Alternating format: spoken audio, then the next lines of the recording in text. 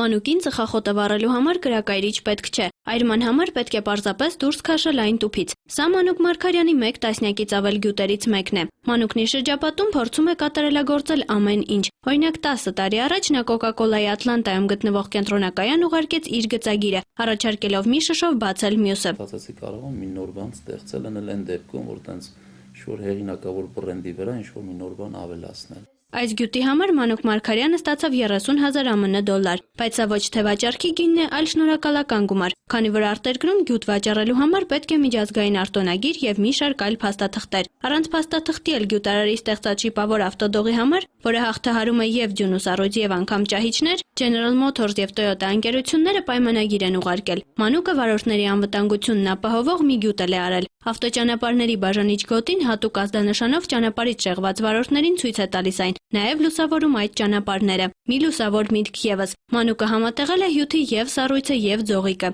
Հյութը սառում է ճանապարհին։ Այս գյուտերից եւ ոչ մեկը, սակայն Հայաստանում չի արտադրվում։ Հայաստանում այս ուղղության վրա հեռանկարային փողեր չեն ուզում ծախսել։ Իսկական պատրաստի մի բանը բերում, սկսում են արտադրել։ Շատ դժվար է ընդհանրապես գյուտը ռեալիզացնել, ավելի հեշտ կլինի թողել, ասենք Հայաստանից գնալ այն երկրում ապրել, որտեղ որ գյուտ պետք է անես, գյուտն